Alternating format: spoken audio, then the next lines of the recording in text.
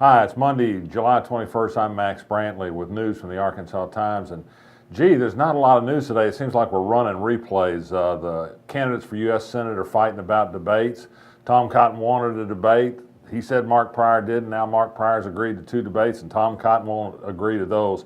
I'm not sure we need any debates from this pair. I think the issues are clear enough.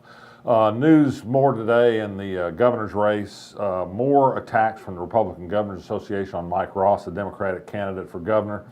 They're repeating, interestingly enough, tens of thousands of dollars worth of advertising that they tried last month that tries to link Mike Ross to voting for a bunch of tax increases. An independent fact-checking group, factcheck.org, has shown pretty conclusively that this ad is full of hot air. But the lies will get around the world 15 times before the truth does, and the Republicans know that.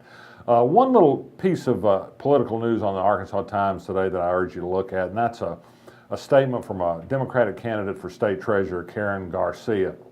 She has a tough act to follow. The previous Democratic treasurer, Martha Schaffner, had to leave office under federal indictment. Garcia has an ethics platform, and she's a proven professional accountant, worked for 26 years for Weyerhaeuser. She's a member of the Hot Springs City Council. She may be in some ways the best candidate the Democratic Party has on the ballot this year. Nobody's heard of her, unfortunately. She's running against Dennis Milligan, a Republican who has a very checkered record. I urge you to take a look at that race if you get a chance. Given the lack of news today, I'd also use this opportunity to tout the Arkansas Times Weekly Edition. Great cover story about the secret lives of people you deal with every day in your daily life. A school teacher, a nurse, a plumber. Some of the stories they can tell you are hair-raising. Great story, too, by Leslie Newell Peacock about an artist whose work has been censored in some cities in central Arkansas because of the content of the artwork. I'd urge you to take a look, too, at our columnist. Jay Barth has written about the power of grassroots organizing in Eureka Springs against the power line.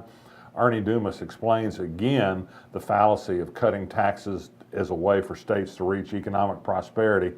And I wrote about the gubernatorial debate between Mike Ross and Asa Hutchinson and bring up the importance that third-party candidates may have in that race. That's the news today. I'll be back tomorrow with perhaps a better day. Max Brantley.